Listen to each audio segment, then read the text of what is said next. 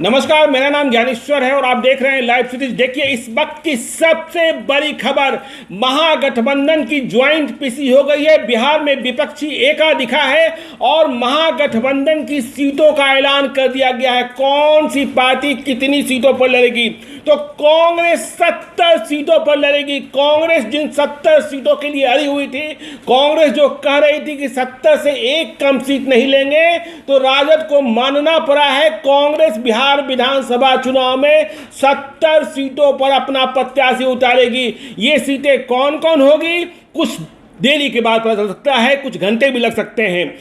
माले के खाते में सीपीआई, माले के खाते में 19 सीटें गई हैं। सीपीआई को 6 सीटें मिली हैं, सीपीएम को 4 सीटें मिली हैं।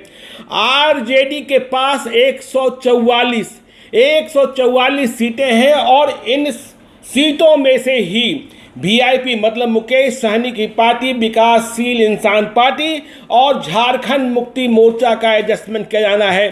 तो मौर्या होटल में प्रेस कॉन्फ्रेंस हुई है, तेजस्वी यादव ने सीटों का ऐलान किया है और इसके साथ ही यह बात स्पष्ट हो गई है कि तेजस्वी यादव बिहार में महागठबंधन पद के उम्मीदवार हैं। इसके साथ ही यह बात स्पष्ट हो गई है कि तेजस्वी यादव बिहार में महागठबंधन की ओर से मुख्यमंत्री पद के उम्मीदवार हैं। यदि आप तस्वीरें देख रहे होंगे तो मौर्या होटल में जो प्रेस कॉन्फ्रेंस की गई थी, जिसमें तमाम पार्टियों के नेता थे, तेजस्वी यादव थे, तेजप्रताप यादव थे, अविनाश पांडे थे, सदानंद सिंह थे, शिवानंद तिवारी थे, आलोक मेहता थे, सीपीआई के थे, सीपीआई माले के नेता थे, सीपीएम के नेता थे, सुनील सिंह थे। तो वहां जो कुर्सियां लगी हुई थी, उन कुर्सियों में बिल्कुल तेजस्वी यादव के लिए अलग किस्म की कुर्सी लगी थी। तो यह बात स्पष्ट हो गई कि तेजस्वी यादव ही मुख्यमंत्री पद के उम्मीदवार हैं और तेजस्वी यादव ने अपनी बातों में कहा भी, सबों के प्रति आभार भी व्यक्त किया कि सबों ने मेरे नेतृत्व को माना है, मजबूत विकल्प देना है बिहार को। बिहार में जो सरकार है मौजूदा, वो बदहाल है, परेशान है, बेरोजगार है, बीमार है, लाचार है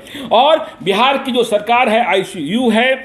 तेजस्वी यादव ने कहा कि देखिए, हम ठेठ बिहारी हैं, जो वायदा करते हैं वो पूरा करते हैं।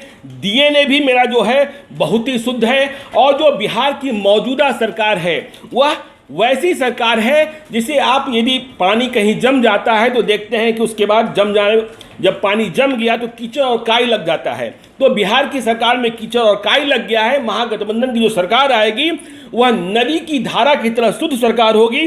बिहार की जनता बदलाव चाहती है और तेजस्वी यादव ने फिर से दोहराया कि हम जैसे ही चुनाव जीतेंगे, बिहार में जैसे ही सरकार बनेगी, 10 नवंबर को नतीजे आएंगे, 28 नवंबर के पहले सरकार बनेगी, तो पहली कैबिनेट में पहले कलम से 10 लाख सरकारी और स्थायी नौकरियां देंगे। तेजस्वी यादव ने कहा कि 4.5 लाख तो वैकेंसी है और राष्ट्रीय मानक के अनुसार पूरा करने को 5.5 लाख और की जरूरत है, तो हम 10 लाख नौकरियां देंगे। सरकार बनते ही 30 से 45 दिनों में इसकी प्रक्रिया शुरू की जाएगी।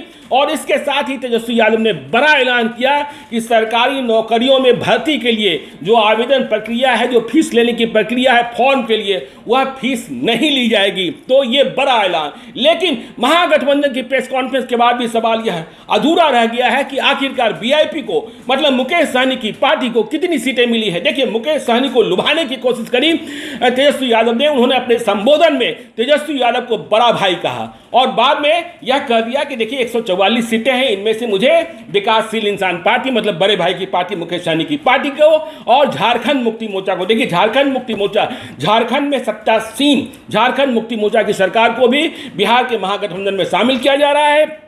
यह इस वक्त की बड़ी खबर है। अब देखिए, कांग्रेस ने भी तेजस्वी पर क्या क्या नहीं कहा। अविनाश पांडे थे स्क्रीनिंग कमेटी के चेयरमैन, उन्होंने आज तेजस्वी के लिए क्या क्या कसीदे नहीं करे। तेजस्वी यादव को उन्होंने नौजवान कहा, उन्होंने ऊर्जावान कहा, उन्होंने युवा कहा, उन्होंने प्रभावशील कहा। उन्होंने कहा कि तेजस्वी यादव ने उप मुख्यमंत्री के रूप में बहुत ही अच्छा काम किया है। युवा साथी कहा, संघर्ष का योद्धा कहा और कहा कि एक ऐसे पिता के पुत्र हैं। लालू यादव की चर्चा करते हुए उन्होंने कहा जिसे बिहार ही नहीं पूरा देश पहचानता है। लालू यादव की प्रशंसा करते हुए अविनाश पांडे मतलब कांग्रेस ने यह भी कहा कि वह यूपीए के साथ चाहे वक्त अच्छा हो बुरा हो, वो बिल्कुल खड़े रहे। उन्होंने माना कि कुछ बातें आंतरिक मतभेद रही, लेकिन इसके बाद भी हम सभी एकजुट हुए हैं। देखिए, याद रखिएगा, कांग्रेस को 70 सीटों के अलावा वाल्मीकि नगर लोकसभा का उपचुनाव भी लड़ने का अवसर मिला है। मतलब वाल्मीकि नगर लोकसभा के उपचुनाव में भी कांग्रेस के प्रत्याशी होंगे। आज इस प्रेस कॉन्फ्रेंस में बिहार प्रदेश कांग्रेस कमेटी के अध्यक्ष मदन मोहन झा को भी शामिल होना था, लेकिन वे शामिल इसलिए नहीं हो पाए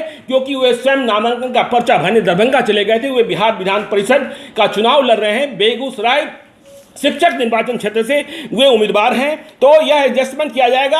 और इसके साथ ही देखिए, अब कुछ और भी जो नई जानकारी आती है आपको हम बताते हैं। खबर ये आ रही है, वहां से लाइव खबरें आ रही है कि मुकेश सहनी ने बगावत का बिगुल फूंक दिया है। तो देखिए, अभी हम आपके साथ फिर जुड़ते हैं, देखते रहिए लाइव सीरीज को। यदि अब तक आपने हमारे यूट्यूब चैनल को सब्सक्राइब नहीं किया, जरूर कीजिए। और यदि इस वीडियो को आप फेसबुक के माध्यम से देख रहे हैं तो पेज को लाइक कीजिए, ट्विटर पर भी हमें फॉलो कीजिए। धन्यवाद।